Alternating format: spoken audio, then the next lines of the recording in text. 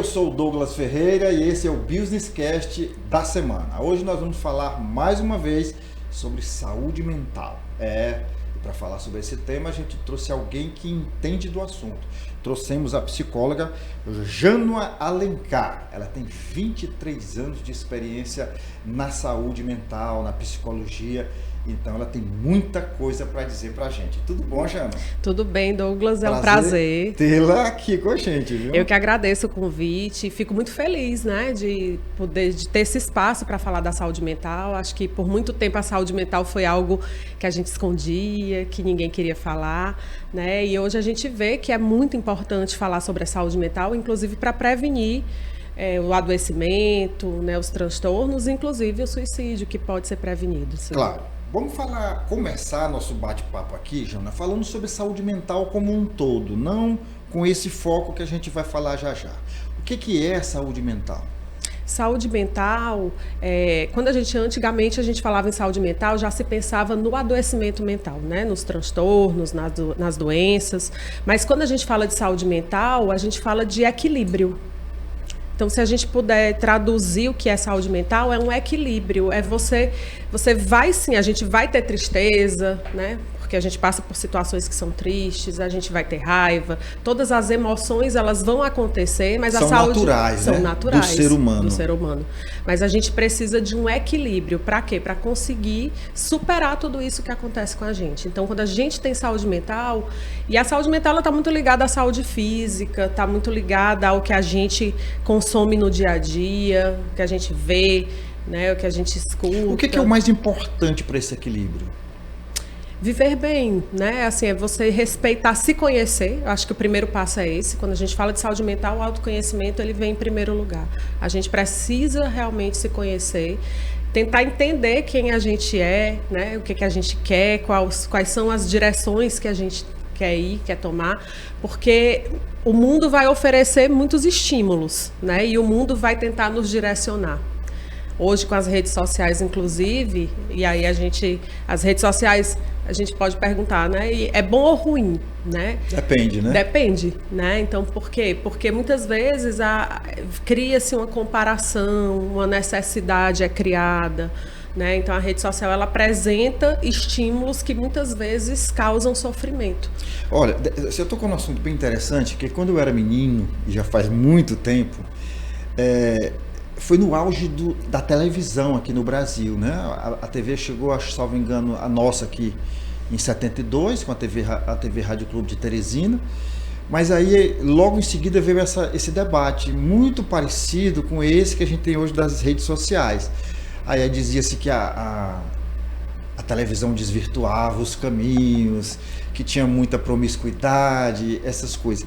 Com a rede social, isso é diferente, isso é mais profundo, é mais grave, porque esse assunto está no dia a dia da gente, né? Sim, a preocupação grande hoje, né, dos profissionais, nós profissionais da saúde mental, é a questão do acesso. A televisão, antigamente, ficava na sala de casa, né? Então, quando os pais, né, as pessoas mais velhas sempre tinham prioridade de escolher o que queriam ver, os filhos assistiam no momento que podia, então não tinha esse acesso tão grande. Os programas infantis eram mais infantis do que os de hoje, que os de hoje estão mais adultos do que os de adulto, né? Sim, então assim, eu acho que essa questão da TV estar ali na sala, sendo compartilhada, faz um pouco de diferença, sim. Muita diferença. Né? Então hoje num celular, de onde você estiver, e hoje acho que o celular todo mundo tem, todo mundo de fato é um dispositivo que hoje... E quem não tem é o sonho de consumo, né? É o sonho de consumo. Mas eu acredito, eu não sei nenhum dado estatístico a respeito, mas eu acredito que a maioria das pessoas tem acesso. E de onde elas estiverem, elas podem acessar. Então, muitas vezes, a criança e o adolescente, o jovem, ele está dentro do quarto e está ali conversando, né, com o mundo está entrando em casa. E as redes sociais, ele está se expondo, está sendo mais visto, né? Então tem essa troca que na televisão não tinha. Então, assim, eu acredito, a vida é cíclica mesmo, e a gente vai passar por problemas que parecem, né? A gente reflete, faz essa reflexão, tudo que é novo traz essa insegurança, essa reflexão. Mas eu percebo que esse acesso, essa conectividade em excesso, ela traz muitos prejuízos e pode ser um problema grave. Eu tô com um filho de 7 anos. Você tá com criança ainda, não? Uma de 15, adolescente. Já é uma adolescente. moça, Adolescente ou aborrecente? Ela é muito boazinha. É boazinha. Né? Tem os dias e momentos, claro, né? todos nós temos. É verdade. Mas eu tô com um menino de 7 anos e assim, eu tô com esse problema da tela. A gente está tentando tirar, não é fácil, mas eu costumo dizer que é possível amenizar e muito, né? O que foi que a gente fez? Ele estuda de manhã, aí chega em casa, almoça, toma um banho, almoça, logo vai para o reforço. Saiu do reforço, eu levo ele para natação. Chega em casa já cansadinho, aí a gente libera ali uma horinha de tela. Chegou a hora de dormir. Não tem sido fácil, porque essa horinha ele quer esticar para 2, para 3, né? Mas reduziu muito. Eu diria que ele tinha mais de 6 horas. Isso não estando os pequenos trechos, né? Hoje é 1 hora, 2 horas e olhe lá. E olhe lá. Mas não é fácil, mas é possível. Sim, é possível. A gente sabe que as telas viciam, Sim. né? Então, assim, é um vício, de fato, muito semelhante a nível cerebral ao vício das drogas, né? Então, é isso que se produz na mente. Eu já vi alguns vídeos que os pais filmaram. Tipo assim, você falou, se assemelha às drogas. É como se fosse uma crise de abstinência, Verdade. Né? É exatamente igual. Porque, neurologicamente, o vício, ele cria caminhos neurais idênticos. Né? Isso é o que a gente sabe hoje. Então, a tela, ela vicia. Né? Essa facilidade para o cérebro é muito cômodo. Eu brinco que o cérebro ele tem uma configuração básica, que é poupar energia. Então, tudo que é fácil, a gente vai escolher inconscientemente até. Por quê? Porque o cérebro tem essa configuração. Então, não é algo, não é nada que alguém seja mais fraco que o outro. Na realidade, é uma configuração básica. Isso já é comprovado, né? Então, o cérebro, por querer o que é mais fácil, por isso que quando a gente compra uma esteira e coloca no quarto, ela vira cabide. Porque entre a esteira e a cama, a gente vai escolher a cama, né? Você joga a toalha em cima, varal, vira varal. Isso, vira né? varal. Olha, quando eu era menino, quando eu era criança, né, eu não me lembro de ter tido crises de angústia, né, de ansiedade. E hoje isso parece mais comum. O meu filho tem hora que chega, eu tô ansioso, papai, né, e isso é normal. Eu sei que a ansiedade faz parte da vida, isso é fato, né? Quem não é ansioso, talvez não melhor procurar um psiquiatra, um psicólogo, né? Verdade. Mas, assim, até que ponto isso é normal e quando é que vira um problema? Na realidade, é o padrão de hoje, né? O Brasil, ele está aí em primeiro lugar no ranking de ansiedade no mundo e de depressão também. Então, assim, a ansiedade, ela é natural do ser humano e hoje a gente só construiu e chegou onde estamos, né? Por conta dela, por essa inquietação do ser humano. Então, a ansiedade, ela é normal, a gente considera como algo produtivo, funcional, quando ela nos move, nos movimenta. Nos tira da zona de conforto. Da zona de conforto. Quando ela passa a ser excessiva, né, porque assim, antigamente a ansiedade nada mais é do que o nosso sistema primitivo sendo acionado para que a gente fuja ou lute. É sobrevivência. A ansiedade é sobrevivência, né? Então é fisiológica. E antigamente a gente convivia aí no meio ambiente junto com predadores. A gente precisava, de fato, de substâncias químicas que nos possibilitassem sobreviver, né? Então a gente encontrava ali com um leão faminto, uma onça ou qualquer bicho predador, a gente precisava, de fato, dessas substâncias no cérebro, que o cérebro produz e jorra, para que a gente conseguisse fugir ou lutar. E hoje paralisar, a gente sabe que também é produzido pelo mesmo sistema. Então, a ansiedade, ela é sobrevivência, mas muitas vezes ela acontece sem, de fato, hoje as preocupações, né, e muitas, o medo, eu digo que a diferença do medo para a ansiedade é que o medo existe ali uma causa real. A gente está aqui conversando, se a gente identifica que tem algum bicho, uma cobra ali, algum bicho peçonhento, a gente vai ter medo. Sobrevivência, mas é diferente da ansiedade. A ansiedade é essa previsão de catástrofe. Então, a pessoa que é muito ansiosa, ela tem pensamentos catastróficos. Ela tá sempre prevendo que algo ruim vai acontecer.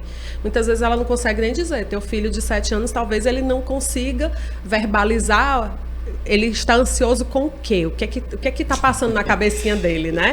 A nossa dúvida é exatamente, ele ouviu alguém falando isso ou ele realmente está sentindo isso, né? A nossa grande preocupação é essa.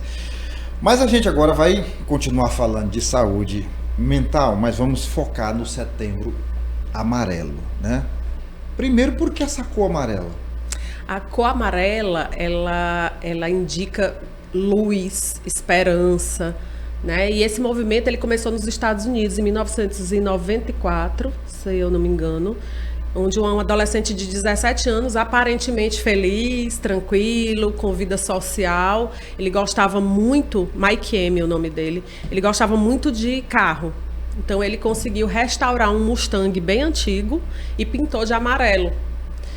Então, esse amarelo foi em homenagem a esse Mustang, né? E ele tinha esse sofrimento, ele sofria calado. Ninguém imaginava que internamente ele tinha esse sofrimento intenso e ele cometeu suicídio, né? Aos 17 anos.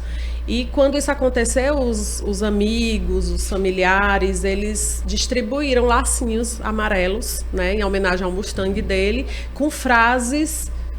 dizendo, tua vida importa, se tiver algum problema, converse, conte comigo. Então, frases motivacionais incentivando que a pessoa falasse sobre o sofrimento. E aí a campanha virou um movimento. Virou um movimento, foi crescendo no mundo inteiro. E aqui no Brasil, já foi em 2015 que a Sociedade Brasileira de Psiquiatria, junto com o Conselho Federal de Medicina, eles instituíram esse movimento que em setembro a gente seria o mês de atenção, né? O dia 10 de setembro, mais especificamente, seria o dia de atenção à prevenção ao suicídio.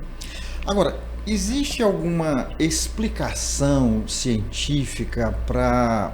Porque dizem que Teresina e Oeiras, salvo engano, existe uma incidência maior de casos. Existe algo que justifique isso? Quando a gente pensa em suicídio, a gente pensa em sofrimento. E não acontece de uma hora para outra, né? Então, o Piauí está em segundo lugar no Brasil, né? O Piauí é o segundo estado com maior números por cento, né? Em termos percentuais. Em termos absolutos, São Paulo ganha, né? Fica na frente. E o Rio Grande do Sul em segundo lugar, que é o primeiro estado. Percentualmente ainda é o Piauí. Segundo lugar. Segundo lugar. Rio Grande do Sul é o primeiro, né, hoje no Brasil. Mas o que a gente vê realmente é esse sofrimento. Começa com o sofrimento, né? Esse sofrimento ele se prolonga e aí tem as fases. Então a pessoa começa com esse sofrimento intenso, ela não sabe como resolver e começa a passar ideias, né, que a gente chama de fase de ideação suicida, onde ela já pensa, poxa, era melhor se eu não estivesse aqui. Deixa eu só fazer aqui uma colocação. Existe uma convenção, não sei se foi de Genebra ou onde ocorreu, em que a mídia ela evita falar sobre esse tema.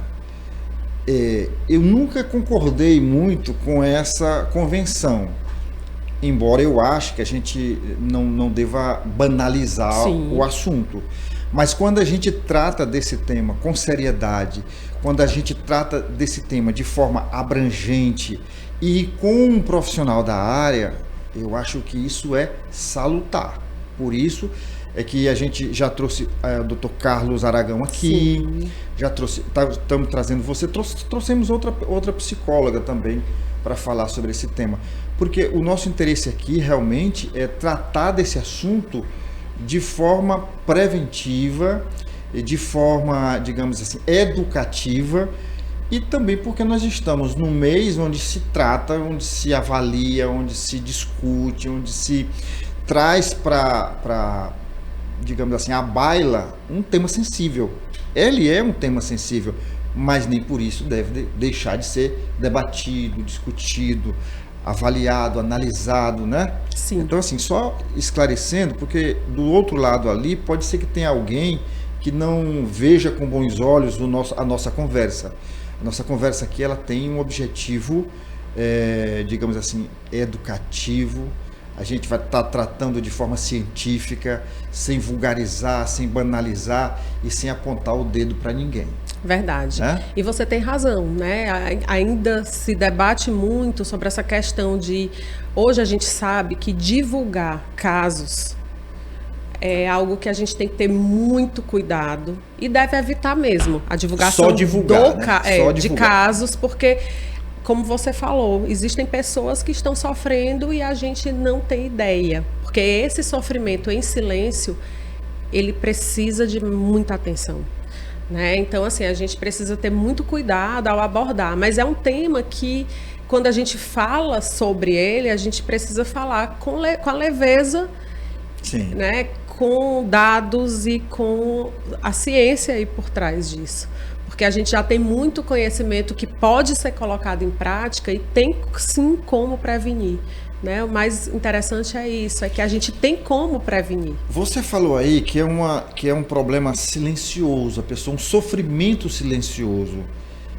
Mas ainda assim, a pessoa que está sofrendo, ela deixa escapar os sinais, ela transmite de alguma forma essa angústia, esse sofrimento que ela vive? Sim, a gente fala que tem vários sinais, né? Por exemplo, uma mudança de comportamento muito brusca, isolamento. Muitas vezes a pessoa não conversar com os amigos, ela deixa transparecer e fala frases como: eu não deveria estar aqui, sabe? A minha vida não faz sentido. Então, são frases, na comunicação ela expressa, né? São frases que a gente deve dar atenção, sim, e abertura, né? Então, são sinais, o isolamento, muitas vezes aquela pessoa é uma pessoa que gosta de estar reunida com os amigos e, de repente, ela já não tem mais vontade de fazer as atividades que antes eram prazerosas, que antes eram interessantes, que antes ela gostava.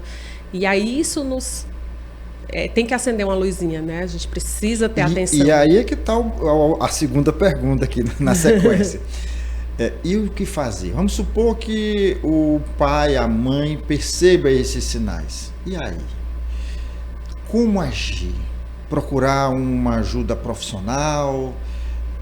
O que fazer?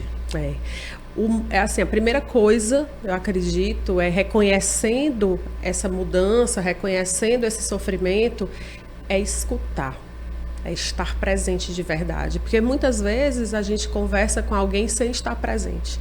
Ou muitas vezes a gente tem uma escuta que não é tão empática. Escutar de forma empática é escutar sem julgamento, sem tentar trazer soluções, né? Sem emitir esse julgamento de valor, porque muitas vezes a pessoa traz um sofrimento e a gente invalida.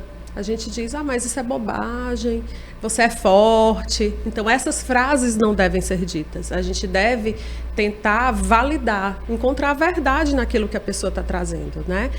Por menor que seja uma criança, um adolescente, né? A gente, às vezes, a nossa experiência, a gente quer transmitir um ensinamento. Nesse momento é escutar mesmo, é deixar que ele fale. Tem um filme aí na Netflix, é Adolescência ou Adolescente, que trata sobre esse tema? Na verdade, não é especificamente sobre o suicídio, mas assim, o comportamento do adolescente, né? Que, na verdade, o filme aí trata de um adolescente que comete um crime. E ele foi motivado a esse crime pela internet, né? Não tem nada a ver com o que a gente está falando. Não tem nada a ver. É porque quando você falou em adolescência, eu lembrei desse filme. Mas enfim, então o primeiro passo seria identificar esses sinais e abraçar a causa, né? Assim, não achar que é uma coisa simples, que é uma coisa qualquer, ou que é passageiro, ou que é uma fase. O primeiro momento, como você falou, seria conversar abertamente. Sobre o que está acontecendo. Acolher, né? Com esse acolhimento muito bem feito. A palavra é essa mesmo, acolhimento. Né? E depois buscar apoio profissional, né? E se conseguir, tiver abertura, né? Porque dependendo da proximidade a gente consegue, perguntar. Em algum momento passa pela tua cabeça deixar de viver, A gente precisa conversar. Então, quando a gente dá abertura, a gente cria um ambiente seguro. Hoje a gente fala muito de segurança psicológica, que é justamente criar esse ambiente onde a pessoa pode falar o que vier à cabeça sem nenhum julgamento dela mesma, sem nenhum medo de errar ou de ferir, né? Ela vai conseguir de fato. Então, criar esse ambiente é muito importante para que a pessoa se aproxime de você. Para que a pessoa que naquele momento ela está isolada no sofrimento dela, ela tenha apoio em alguém, né? E aí a gente oferece algum caminho, né? Aqui a gente tem CAPS, a gente tem o SUS para buscar, tem o CVV, né? Também, que tem o telefone por telefone. É um trabalho que a gente já divulgou muito, né? Porque Isso. tem prestado um serviço relevante, né? Bastante. Tem evitado muito, né? Exatamente. O CVV, que é o Serviço de Valorização à Vida, né? Exato. Então, assim, eles estão lá 24 horas. Centro de Valorização à Vida. É 188 o número, né? Então, sempre vai ter alguém 24 horas para ouvir, né? E eu acho que... eu não me lembro que autor brasileiro falou que a gente tem muito curso de oratória, mas de escutatória não, né? De escutatória não tem. Não temos, e é muito importante. Então, treinar Você falou uma coisa bacana aí, que é segurança psicológica, né? Segurança psicológica. Isso é interessante a gente falar, porque a gente não está falando só de adolescente, né? Não está falando só de criança e adolescente. Nós estamos falando de pessoas, porque isso essa questão que envolve o suicídio vai desde a criança até o idoso, né? Essa questão da segurança psicológica, alguém está disposto a ouvir a verdade, a ouvir o que não quer ouvir, é muito importante, porque muitas vezes você quer falar com alguém que você ama, que você gosta, sobre um assunto qualquer, mas você não se sente seguro. Por quê? Porque aquela pessoa tem uma reação agressiva a qualquer coisa que seja diferente do que ela pensa. E aí, como fazer nesses casos? É muito complicado, né? Essa questão da escuta, de fato, é treino. A gente precisa treinar a escutar sem esse julgamento, porque é muito comum a gente ouvir um amigo procura para falar de um problema, por exemplo, e a gente escuta aquele amigo já passando pela cabeça assim, mas o que é que eu posso ajudar? Né? Eu vou dar uma sugestão. Às vezes a pessoa só quer ser ouvida, né? E muitas vezes, num sofrimento mais profundo, onde a pessoa não vê solução, ela não está querendo, naquele momento, encontrar essa solução. Ela está querendo encontrar alguém que diga, eu te entendo, pode falar o que tiver vontade de falar.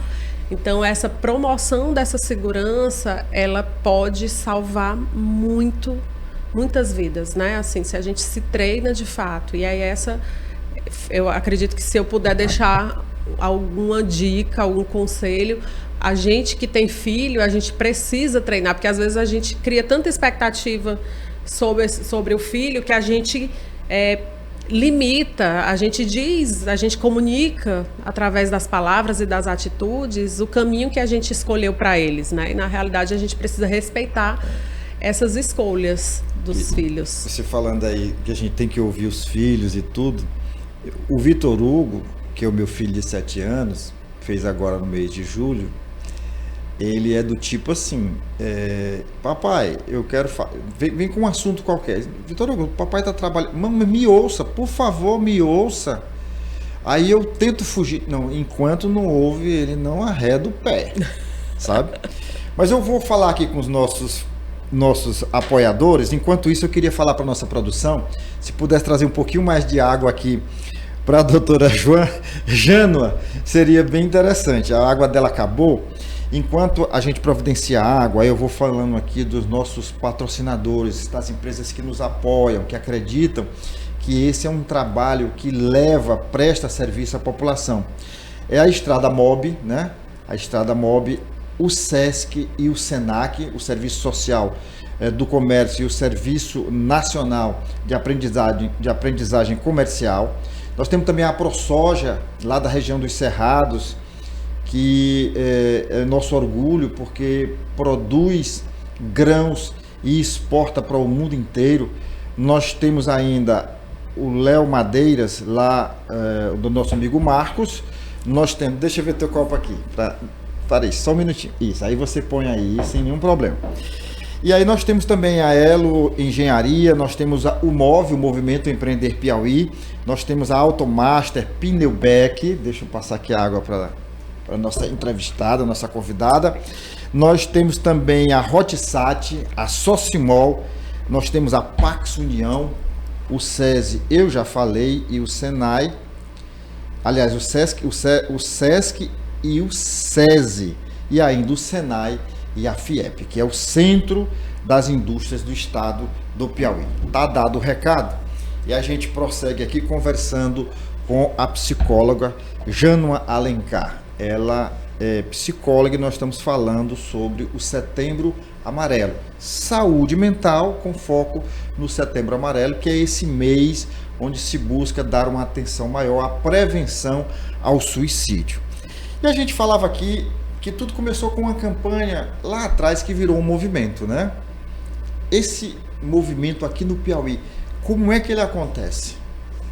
Hoje se concentra muito nas empresas, né? Acho que hoje todas as empresas privadas e públicas, eles nesse mês, assim como em outros meses que se dedicam à atenção à saúde, fazem ações, né? A gente vê muitos prédios iluminados com a cor amarela, né? Então a cor amarela ela vai sendo essa lembrança, porque na realidade o amarelo, como ele traz esperança e luz e vida, ilumina-se de amarelo, né? Alguns prédios públicos, alguns prédios privados também.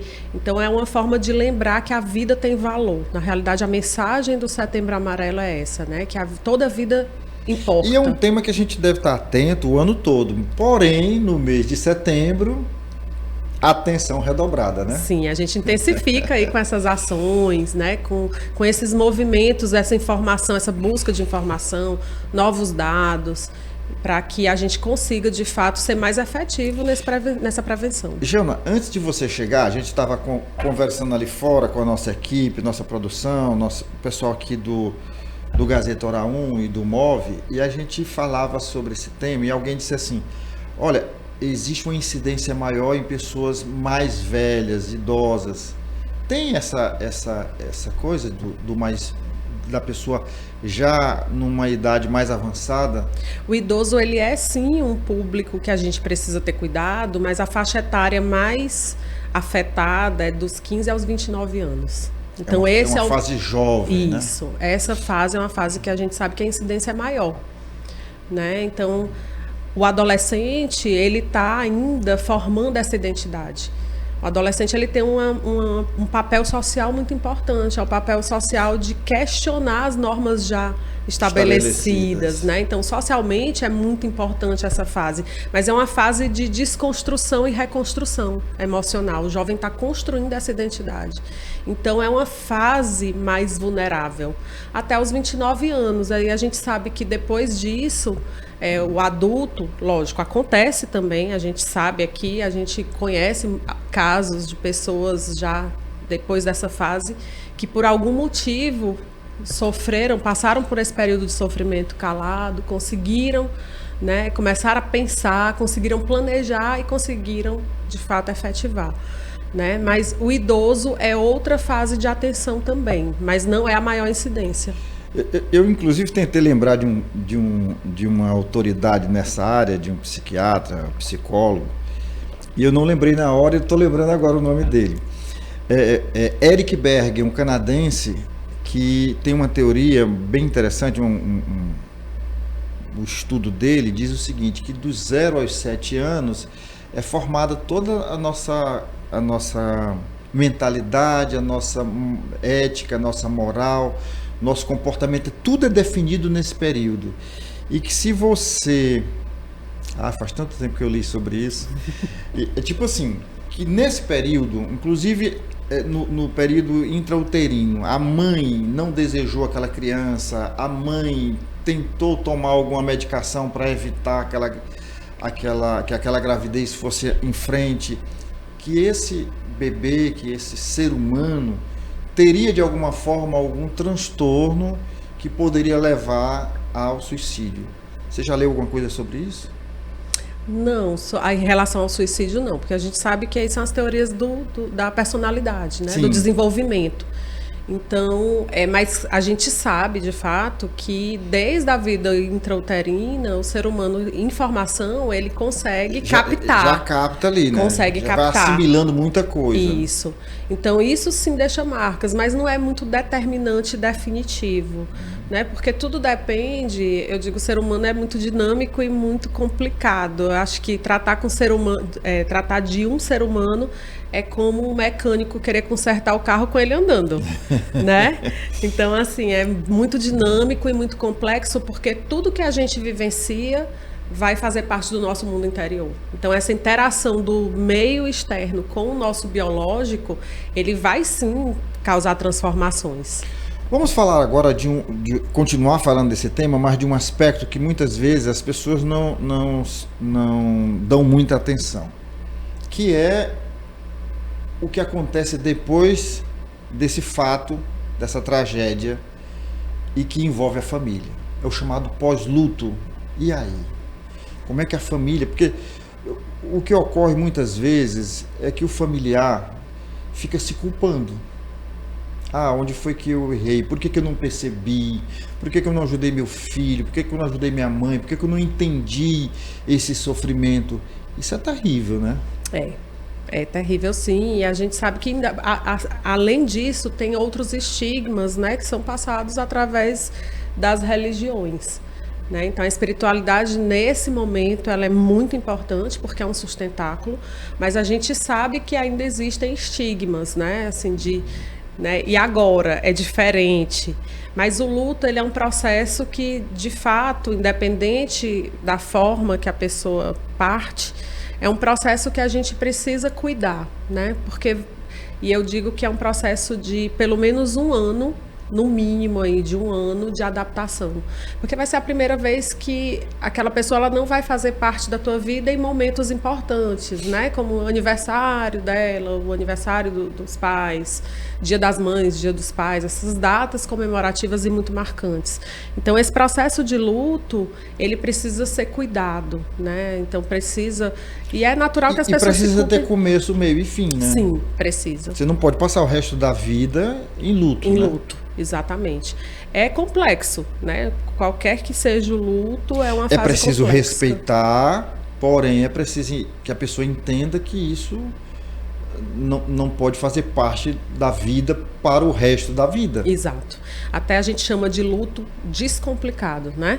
Existe o luto descomplicado, onde é esse período onde a pessoa se afasta um pouco da vida, né? Processa várias vezes, e aí vem pensamentos como esse, né? Onde é que eu errei? O que é que eu poderia ter feito? Será que eu negligenciei de alguma forma? E o que a gente pode dizer é que não, é que na realidade a gente precisa estar atento, mas nem sempre a gente vai conseguir fazer algo para tirar a pessoa daquele sofrimento, né? Então, assim, a gente sabe que às vezes o sofrimento é muito intenso e a pessoa ela se isola de uma forma que os familiares não têm como dar conta daquele sofrimento. E nem tem, muitas vezes, responsabilidade, dependendo da fase, da faixa etária, de como também ajudar a prevenir. Mas o importante é a gente estar atento e fazer tudo aquilo que a gente pode e sabe, né? Sempre. E estar presente. Eu acho que estar presente de verdade, hoje é difícil a gente estar presente de verdade, né? A gente sai, vai para um restaurante com os amigos e aí cada um está no celular, né? E aí a gente não está presente de verdade e é muito importante. A gente está vivendo uma loucura, assim, outro dia. A gente resolveu sair de casa no domingo para comer fora. Aí a gente foi para um restaurante comer comida caseira. Que loucura, né? Que loucura, mas é a vida. É a vida. Bom, a gente está falando aí da importância de falar sobre saúde mental, de falar sobre esse tema especificamente, de quebrar tabus, né? Preconceitos. Isso ajuda, lógico, isso é a forma que a gente tem de tentar entender, de tentar ajudar, compreender. Mas não é fácil quebrar esse tabu. existem questões religiosas, Sim. como você já colocou, né? Mas o importante é você entender de que se fechar em copas, evitar falar, só vai agravar. Não colabora, não contribui, não soma, né? Verdade. Então é preciso falar. É preciso falar. E para quem está em sofrimento, vai ter sempre alguém querendo escutar. Vai ter sempre alguém com quem você pode sentar ali, falar, desabafar, desaguar, né? Então a gente tem sempre alguém, vai sempre passar na mente alguém que vai conseguir fazer esse papel, mesmo que não seja alguém profissional da saúde mental. Acho que esse aí é um segundo passo. O primeiro passo é, de fato, essa rede de apoio, que é família, às vezes alguém da igreja, às vezes são amigos mesmo. Porque a igreja tem duas coisas. A igreja ela tem o aspecto, digamos assim, religioso, que é complicado para você até se abrir. Mas, por outro lado, a igreja também ainda é um refúgio, né? Sim, é um local de acolhimento. De acolhimento. Até porque quando a gente busca uma religião, a gente busca pessoas que têm crenças muito parecidas com as nossas, né? E a igreja é um momento ali de congregar. Hoje a gente sabe, e até foi publicado, acho que na Harvard Business Review agora em 2025, foi publicado um artigo falando sobre essa questão da conexão humana. É um artigo sobre psicologia positiva, que trata sobre felicidade, e nele é comprovado mais uma vez que eles fazem um estudo aí desde 1938, é um estudo muito robusto para tentar entender de fato o que é essa felicidade, né? Como que a gente fica feliz. E o que vem em primeiro lugar são as conexões, é se sentir pertencente, né? E saber que não é um fardo. São duas coisas importantes para a gente, para nós seres humanos. Essa conexão verdadeira, ela de fato ainda é o melhor remédio. Eu estava lendo aqui nas nossas anotações uma coisa bem interessante. Como você falou que a faixa etária é bem jovem, onde a incidência é maior, isso tem alguma relação direta, por exemplo, com droga, com bullying? Tem. A gente sabe que o bullying, ele traz esse sofrimento e muitas vezes por vergonha, por medo, e até medo de dizer, de delatar ali quem está fazendo o bullying, ele faz com que a pessoa silencie. Né? Então, o bullying, de fato, tem uma relação direta. E o uso de droga, a dependência de álcool e droga também. Então, são questões que aumentam as chances, né? Então, a gente tem que cuidar, tem que também... Acho que no Setembro Amarelo é o momento da gente pensar em ações de mudança de cultura para que as pessoas a gente consiga mudar esse cenário, né? O bullying, quando a gente fala de bullying, a gente fala no jovem, e a incidência da droga também, do álcool, começa aí nessa fase. Então, isso fragiliza muito o ser humano. E tem uma relação direta, sim, Douglas. Rejane, o que é que a gente poderia destacar como o grande avanço da ciência, e quando eu falo em ciência, de todos os ramos da ciência, no trato deste tema, dessa questão da saúde mental e com foco no suicídio? Eu acredito... Qual foi o grande avanço assim que deu aquele estalo? Ó, por aí a gente resolve muita coisa. Eu acredito que justamente esses estudos sobre o que traz a felicidade avançaram, assim, a gente avançou muito nesse sentido de trazer essas ciências do bem-estar, né, da psicologia positiva. Eu acredito que o grande salto foi tentar entender como a gente melhora, né? O que a gente pode fazer para melhorar. E acredito que também essa questão de falar sobre isso. Eu acho que é um avanço, porque antes era tabu, a gente sabe que não tão longe, as pessoas que sofriam de algum transtorno, com alguma alteração, elas eram isoladas. E a família evitava. Evitava. Ninguém toca no assunto. Isolava. Né? A gente sabe, não é tão longe isso, né? Eu acho que no tempo da minha avó... Não, muito mais perto. Até mais perto, mais né? Perto. As pessoas consideradas loucas, elas eram afastadas, eram isoladas mesmo, exato. E esse isolamento a gente sabe que não é legal. Né? Esse isolamento é o que muitas vezes a pessoa desiste de viver, ela não encontra mais sentido.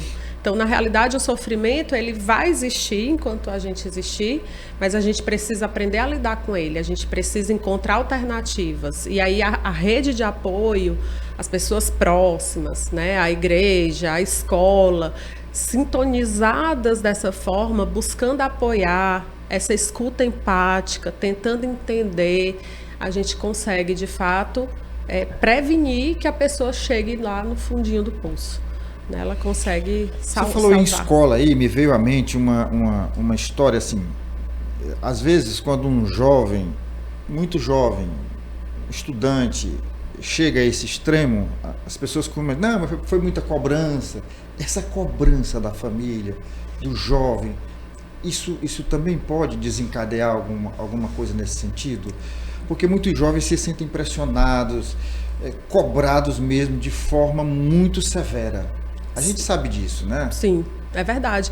A cobrança, ela de fato, ela precisa existir. Sim. Né? A gente precisa orientar, Tem cobrar. criança que só vai na cobrança. Tem criança que só vai na cobrança. Mas isso depende de como isso repercute internamente. Né? Eu acho que a gente tem que estar muito atento porque as pessoas são diferentes. Então, tem pessoas mais vulneráveis e que aquilo ali tem um peso maior. Então, a gente precisa observar nos pequenos sinais. A minha filha, quando era pequena, a babá dela gostava de fazer aqueles penteados assim de Maria Chiquinha. E ela ficava assim chateada quando ficava um mais alto que o outro. Olha só, bem no estilo Chiquinha do Chaves. Exato. Então ela ficava assim no espelho horas olhando isso, muito pequena ainda. Então é um ser humano que tem uma certa rigidez maior, né? Eu observava aquilo, eu digo, opa, eu já sei que dela eu não vou poder estar ali muito, né, cobrando muito, porque já existe uma cobrança interna muito grande. Então, essa sensibilidade de tentar olhar para o outro, enxergar o outro de verdade, essa questão de você validar o que ele traz de sentimento, né? Teu filho, quando chega, pai, vamos conversar, aquele momento para ele é muito importante, né? Ele quer ser ouvido e ele quer escutar. Então, a gente precisa, essa cobrança, ela pode sim ser um fator que desencadeia um sofrimento, que é o primeiro passo. Né?